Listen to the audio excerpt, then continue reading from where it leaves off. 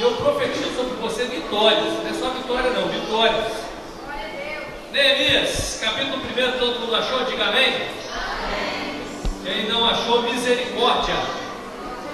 Você que precisa de misericórdia, nós vamos em fevereiro, o CCC recomeça as aulas.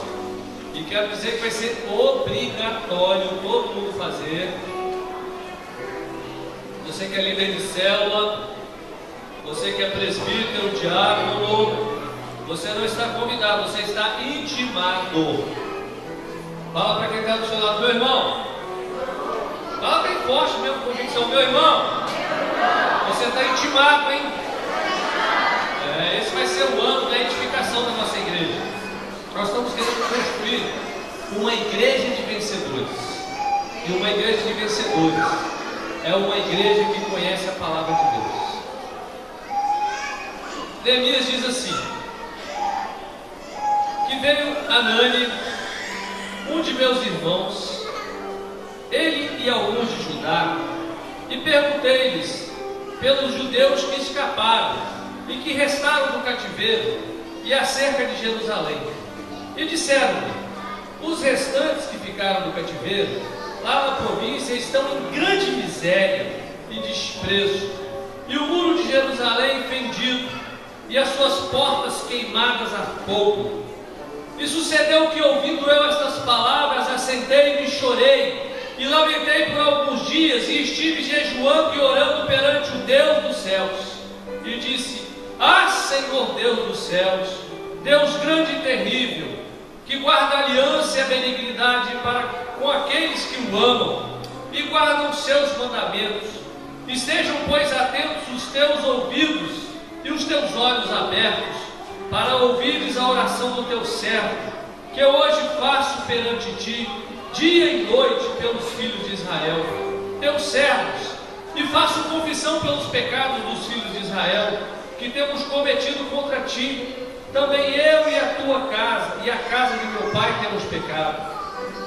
De todos nos corrompemos contra ti, e não guardamos os mandamentos, nem os estatutos, nem os juízos que ordenaste a Moisés, teu servo. Lembra-te, pois, da palavra que ordenaste a Moisés, teu servo, dizendo: vós transgredireis, e eu vos espalharei entre os povos. E vós vos converterdes a mim, e guardareis os meus mandamentos e os cumprireis. Então, ainda que os vossos rejeitados estejam na extremidade do céu, de lá os ajuntarei, e os trarei ao lugar que tenho escolhido para lhe fazer habitar o meu nome. Eles são os teus servos, e o teu povo que resgataste com a tua grande força e com a tua forte mão.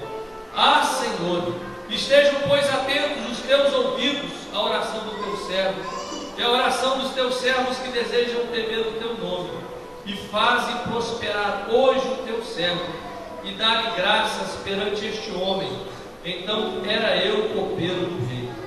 Meus irmãos, eu não sei se você entendeu essa palavra, mas é uma palavra tão poderosa, que ela continua a ecoar pelos séculos dos séculos, e eu tenho certeza que até a volta do Senhor Jesus Cristo, ela vai falar. E o primeiro conselho para quem quer ter um ano de vitória, sabe qual é? É a chave para chegar perante Deus: oração. Meu irmão, não tem outra forma de você chegar diante de Deus além da oração. Você não chega diante de Deus pela sua oferta, você não chega diante de Deus porque você faz boas obras, isso tudo é importante, mas você só chega na presença de Deus pela oração, porque Jesus conquistou isso na cruz do Calvário. Quando você lê a palavra de Deus em Hebreus, você vê que Jesus, através de um sacrifício, que foi o dele, o sacrifício perfeito, ele conseguiu abrir um caminho para que eu e você pudéssemos entrar na presença de Deus e falar diretamente com o Pai, porque Jesus Cristo está à direita de Deus e intercede. Use a estratégia da oração, pois Deus vai te revelar os segredos e te fará um vencedor. Então 2014, comece a orar, comece a buscar Deus. Aí Neemias ora, e no capítulo 2, ele vai diante do rei, e ele chega para o rei e fala: Senhor, chega para o rei e diz, o rei chega e pergunta: que você quer? Ele falou: Israel está destruído, Jerusalém, a cidade dos meus antepassados, os muros estão caídos, os portões foram queimados. E eu queria pedir o rei. Aí ele começa a ser ousado, porque quem conversa com Deus é ousado, gente. Quem tem liberdade para falar com Deus vai entender governador, prefeito, vereador. Não é verdade? Quem conversa com Deus face a face tem coragem para encarar traficante. Não é verdade? Mas quem não tem coragem de falar com Deus não consegue falar com ninguém. E aquele homem chega diante do rei, e ele é um simples copeiro, e ele desabafa, ele abre o seu coração e fala tudo o que está acontecendo, e ele pede por misericórdia. Misericórdia significa amor leal, firme e fiel. É engraçado que Neemias, quando ele chega diante de Deus, ele lembra das promessas, ele fala: Senhor, mesmo que volte o seu coração e clame a ti, o Senhor prometeu trazer de volta aqueles que estão na extremidade da terra. E é o que Deus fez. Você vê que a história de Israel é interessante, né? Se você um dia puder ir em Israel, vai. É uma viagem que você faz para não se esquecer. Quando eu tive o privilégio de ir em Israel, para mim foi a realização de um sonho. E quando eu vi uma terra de areia, meu irmão, você sabe o que é areia? Um cheio de pé de laranja carregado, com cada laranja gigantesco. Eu vi isso no deserto. Eu vi pé de tâmara gigantesco carregado de tâmaras. Eu vi uvas produzindo no deserto. Vaca dando 60 litros de leite por dia. Não acreditei. Eu até perguntei: mas meu querido, como isso é possível? E o camarada me falou, o judeu: o senhor esqueceu que essa terra é a terra que manda leite e mel? É a promessa de Deus. Se você mora no deserto, mas se você clama a Deus, o seu deserto florescerá. Agora nós, na nossa condição humana, muitas das vezes o que nós fazemos? Nós reclamamos, mas não reclamamos com a pessoa certa. Você tem que reclamar com Deus. Então, primeira coisa, ore. Segundo, a união ela produz resultados inesperados em nossa vida, para nós alcançarmos a vitória. Meus queridos, a igreja não é composta de uma pessoa só. A igreja é o corpo de Cristo, mas ela só é o corpo se ela estiver unida.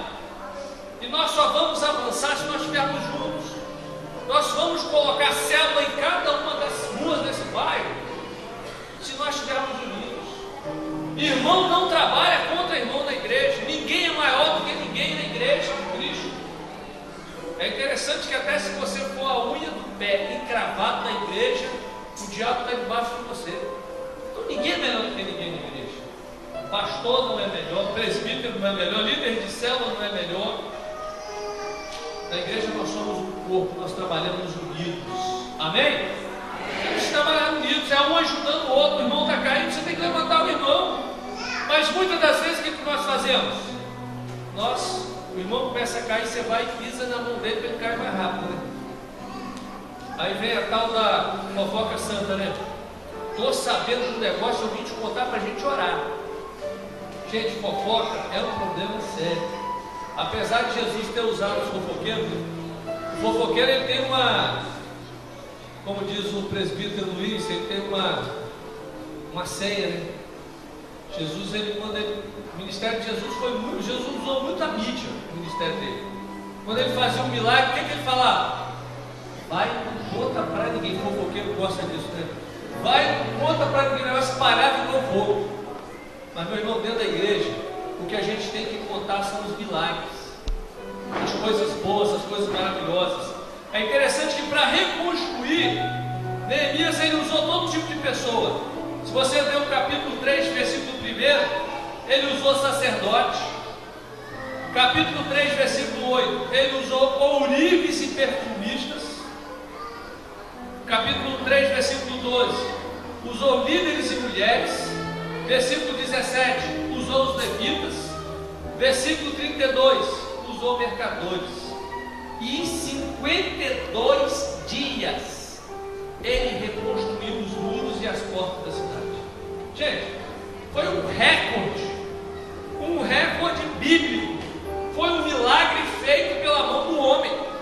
Deus não agiu carregando tijolo, mas a união fez a coisa acontecer. A união faz o quê? A força, né?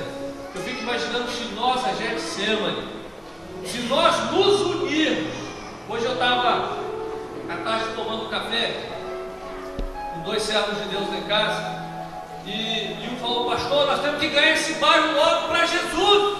Eu falei: meu irmão, eu estou doido para isso também. Se nós nos unirmos, nós ganhamos esse bairro todo para Jesus. Sabe em quanto tempo? Em menos de 52 dias. E às vezes nós temos pessoas que conhecem a Bíblia de capa a capa, né?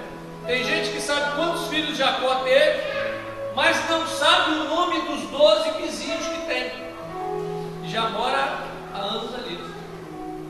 Tem gente que mora no prédio, e tem pessoa que dorme a 2 metros da sua cabeça. Tem mais intimidade do que essa. Você dormia, uma pessoa dormia 2 metros da sua cabeça. Você estava deitado na sua cama, e acima de você, no andar de cima tem um casal deitado na cama acima de você, 2, 3 metros de distância, e você não sabe o nome dele.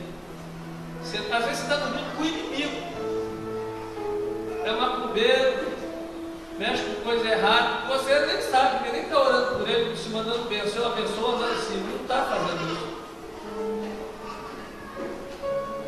Se nós estivermos unidos, nós vamos conquistar esse bairro para Jesus.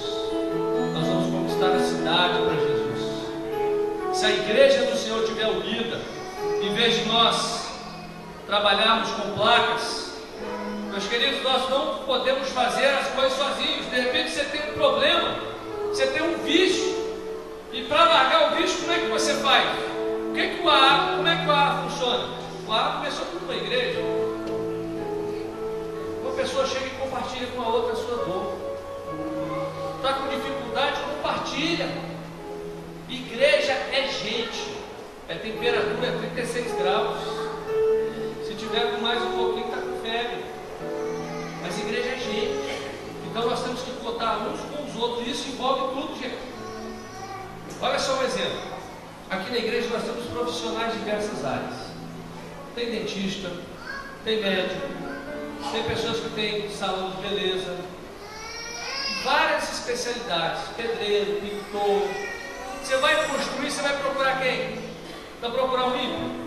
Vai procurar um irmão da igreja. Se ele fizer errado, depois você vai reclamar: pastor, fulano fez errado. Aí eu boto no banco. Já botei no banco aqui porque fez isso. Mas é assim que o senhor tem que abençoar o irmão. O irmão vai fazer concurso público, ora para ele passar. Vai fazer vestibular, ora para ele passar. Imagina, o irmão seu passa para ser juiz, e aí você um dia vai ter uma causa que vai ser julgada, e vai estar diante desse juiz. O que vai acontecer? Ele vai fazer justiça na sua vida. Não é verdade? Você vai ter certeza que a justiça vai acontecer. Então nós não podemos fazer as coisas sozinhos. Amém? Terceiro conselho: a vigilância impede a ação e a invasão do inimigo, e te aproxima da vitória. Quando o Sanballat ouviu que Neemias, juntamente com o povo, estava edificando o muro, ele ficou irado. E ele, lá no capítulo 4, versículo 3, ele disse: ainda que edifiquem, vindo uma raposa, derrubará o seu muro de pedra.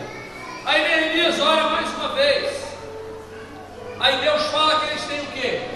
Que trabalhar e vigiar. Gente, era uma colher de pedreiro numa mão e uma espada na outra. Neemias botou cornetas, e quando alguém tocava a corneta do lado, corria todo mundo para lá, vigiando. A vida espiritual tem que ser vigiada. Aquilo que você conquistou, o diabo vai fazer de tudo para te derrubar. E olha só o que a Bíblia diz. Abre essa Bíblia em Mateus 12, 43. Você vai entender como é que funciona isso. O diabo não para não, meu irmão. Ele trabalha 24 horas. Mateus 12, 43 diz assim: e quando o espírito imundo tem saído do homem, anda por lugares áridos, buscando repouso e não o encontra. Então diz: voltarei para a minha casa, de onde saí, e voltando a achar desocupada, varrida e adornada. Então vai e leva consigo outros 7 espíritos piores do que ele é, e entrando habitam ali, e são os últimos atos desse homem, piores do que os primeiros. Assim acontecerá também a esta geração. Sabe o que quer dizer? Quer dizer que demônio busca corpo. Fala para quem está do seu lado: o diabo procura um corpo. Não importa, meu irmão, qual seja o corpo. O diabo, ele quer um corpo. Cachorro, gato, pastor. O diabo habita em cachorro e gato. Meu irmão, tem um gato lá em volta da minha casa que está endemoniado. Ele só vai no meu quintal fazer os negócios. Eu faço gato é endemoniado. Não estou repreendendo ele. Mas a Bíblia diz que os demônios entraram, quando foi expulso com endemoniados e gadarenos, eles entraram aonde? Nos porcos. Então os demônios habitam nos animais também. Pode ter certeza disso. Uma vez eu me lembro de uma irmã que ela foi fazer uma visita e ela e a irmã chegaram, bateram o pau, o portão estava aberto. Bateram o pau, o portão aberto, ela pensou, já deixaram o portão aberto para a gente entrar, né? E ela entrou. Só que a irmã tinha um pitbull. E o pitbull estava solto. E o pitbull veio correndo, né? E essa irmã diz que quando o pitbull veio, ela, a outra, quase 80 anos, não tinha como correr. E ela do lado, lá, o pitbull veio, ela, você está amarrado no nome de Jesus. O cachorro parou e pô, morreu. E essa irmã não mente não, né? Mas o diabo, ele habita qualquer corpo. E ele procura um corpo vazio para entrar. Eles não querem perder a propriedade. Os demônios querem habitação. Meus queridos, eles visitam frequentemente. Você que já foi liberto, você que já viveu uma vida lá fora, que foi liberto, você que vivia nas drogas, na prostituição, você que viveu uma vida onde os demônios usaram a sua vida, lembre-se de uma coisa: ele sempre vai visitar a sua vida. Ele sempre vai passar para ver. Por isso é que o sangue do Cordeiro tem que estar passado aonde? Sobre as nossas vidas. Porque se o sangue do Cordeiro não tiver passado na sua vida, quando ele passar, ele vai ver que a casa está vazia. E ele vai fazer o quê? Mas olha só as coisas que eu separei com relação a esse texto sobre o diabo. Primeiro, os demônios, meus irmãos, eles são capazes de se deslocar. Ou seja, eles estão andando por aí. Pode ter certeza que tem diabo aqui na igreja. Eles são os primeiros a chegar e os últimos a sair. Pastor, o diabo vem para a igreja, vem, lógico. Lá fora, para que ele vai estar lá agora? O pessoal adorando o evangelho vai estar lá para quê? Ele está aqui tentando você, para que você não preste atenção na mensagem, para que o pastor não está terminando logo esse culto, não, ele não tinha ouvido, não, pastor, foi um negócio chato, né? Ele vai ficar aqui. Então ele se desloca. Segundo, ele busca repouso. E eles sabem procurar, eles são inteligentes, eles têm habilidades, eles procuram, têm habilidades. Terceiro, eles querem repouso, mas quando eles entram no corpo, aquele que é a habitação do diabo é atormentado. Repouso para um, tormento para outro. Então a pessoa, quando está endemoniada, ela fica atormentada. Quarto, quando não encontram, eles procuram lugares vazios. E eles falam. No texto diz que eles falam, então eu vou voltar. Ou seja, os demônios se comunicam. Voltarei. Tem vontade. Demônio tem vontade. E quantas vezes eu fui expulsar demônio e você fala, demônio, sai desse corpo. Não vou sair não. Tem vontade. Vou ficar aqui, a casa é minha. Mas o sangue de Jesus é poderoso. Depois você fala, o nome de Jesus sai, não tem opção, ele tem que sair. Sétimo, eles pensam, ou seja, vou voltar para a casa que eu estava, tem 7. Oitavo, voltarei para a minha casa. Eles têm fé, eles acreditam que a casa está livre. Meu irmão, por isso que você não pode deixar a casa desocupada. O Espírito Santo tem que habitar na sua vida, porque eles sabem que se você der brecha, eles podem voltar. Então eles ficam o quê? Ao derredor, caçando uma brecha. Eles têm memória. Por isso é que eu disse, eu tenho uma má notícia para você, o diabo visita frequentemente, ele vai frequentemente visitar a sua vida, para saber se você está dando brecha. 10. Eles têm memória, lembram do seu passado. Estão andando por aí e tal, de repente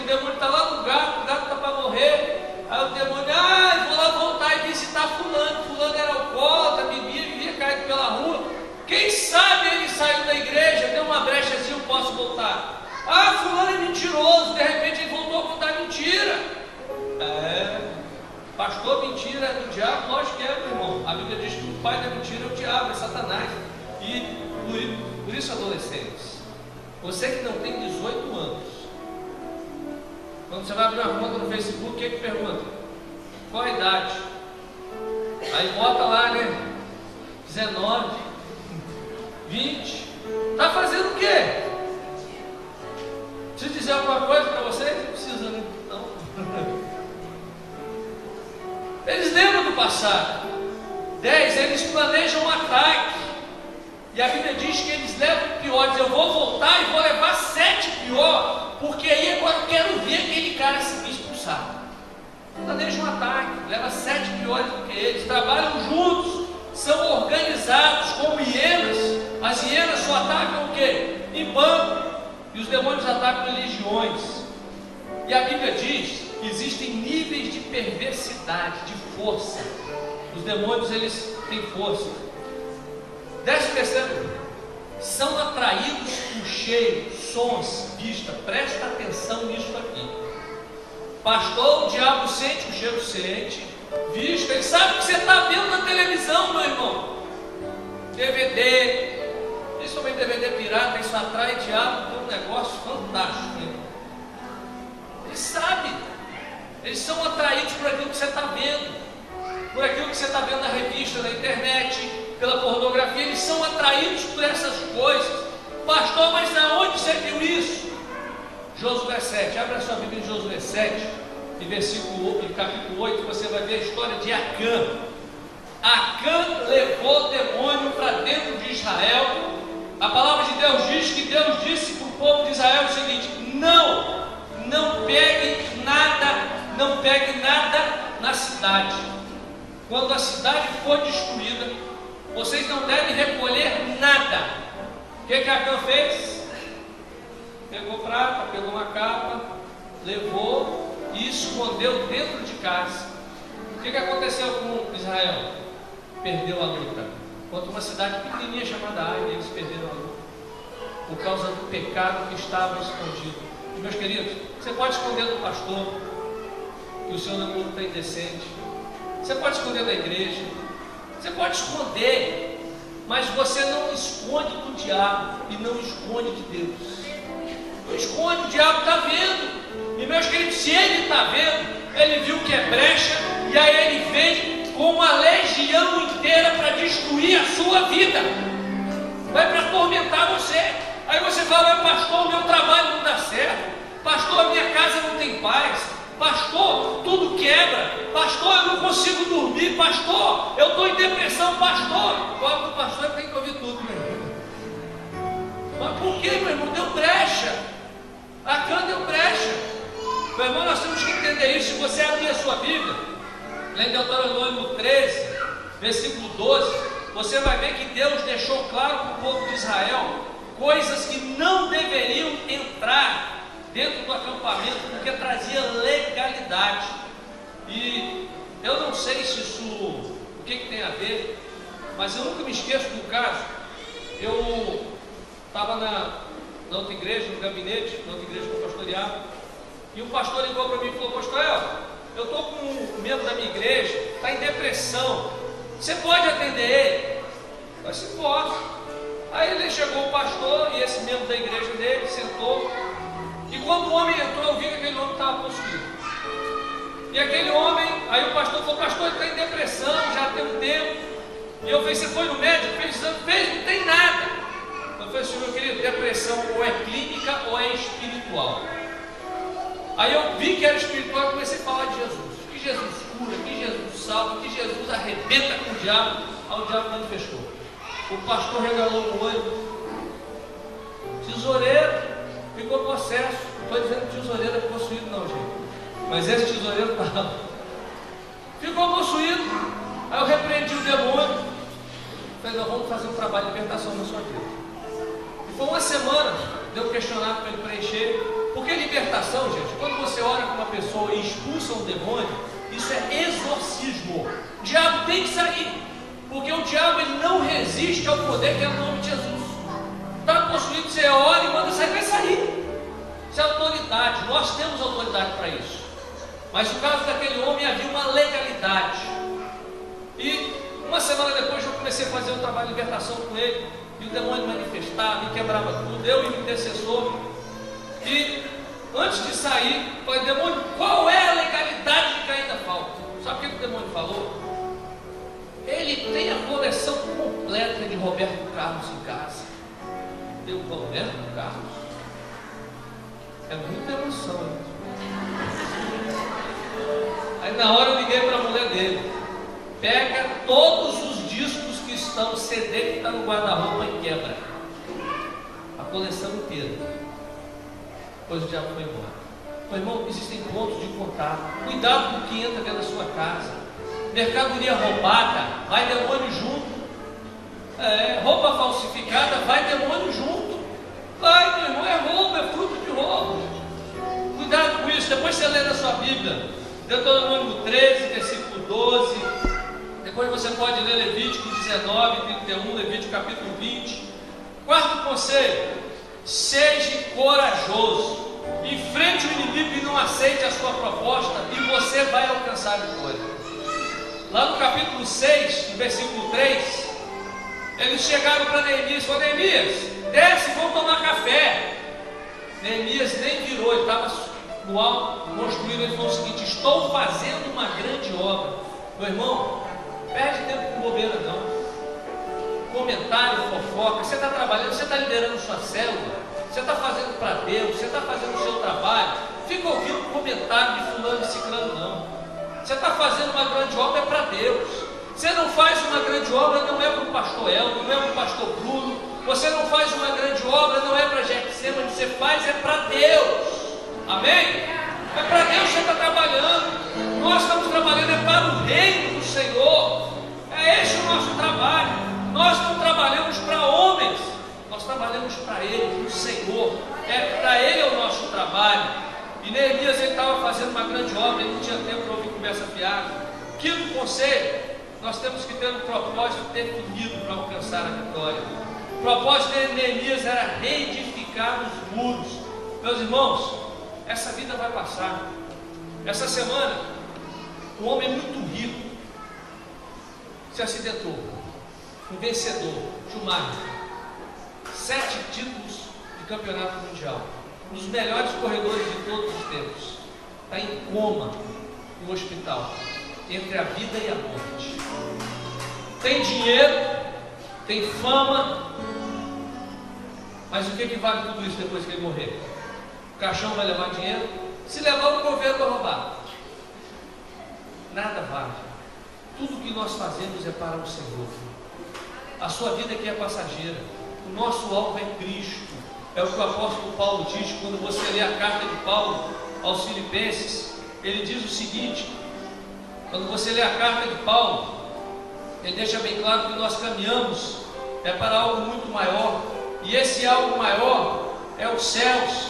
Por isso nós não nos preocupamos. Filipenses 3, de 13 a 14, ele diz assim: mas uma coisa faço, esquecendo-me das coisas que para trás ficam, e avançando para as coisas que estão diante de mim, prossigo para o alvo, para o prêmio da soberana vocação de Deus em Cristo Jesus. Você pode dar glória a Deus? As suas decepções de 2013 vão se tornar vitórias em 2014. O que você semeou com lágrimas em 2013, você vai ter dupla honra em 2014. Vai ser o ano que Deus vai te colocar aonde Ele sonhou, que é como cabeça. Ele vai fazer de você um ganhador de almas. Ele vai fazer de você um pai de multidões, onde você vai cuidar de pessoas, você vai ganhar pessoas para Jesus, você vai cuidar dessas pessoas, porque o que importa no dia que Jesus voltar, não é a casa e o carro que você tem, mas quantas almas você ganhou para Jesus, porque é isso que vai para o céu. O resto, meu irmão, por isso que eu falo, o maior patrimônio dessa igreja não é o ar-condicionado, não é a parede. O maior patrimônio dessa igreja são as pessoas. Meus queridos, eu anseio, eu sonho em estar reunido num campo de futebol. Pode ser aquele campo ali com 10 mil pessoas, a estar num templo chique com ar-condicionado, com 50, 100 pessoas. Eu prefiro estar com as pessoas, porque a habitação de Deus é eu e você. Ele habita no nosso coração. Ele não habita em templos feitos por mão de homens. Ele habita nas pessoas. Jesus morreu foi pelas pessoas. Por isso o maior patrimônio de uma igreja são as pessoas. É por isso que em 2013 nós fizemos retiros de graça. Em 2014 nós vamos fazer o dobro, o triplo, 5 vezes mais, de graça. Porque o meu objetivo são pessoas, são vidas sendo transformadas, não patrimônio. Porque Jesus está voltando e Ele quer levar a gente para o céu. E nós vamos ajudar a povoar o céu, amém? Glória a Deus. E eu queria convidar aqui as irmãs da intercessão. Depois, vai pegando o seu papel já, o seu propósito de vida, o seu projeto de vida para 2014.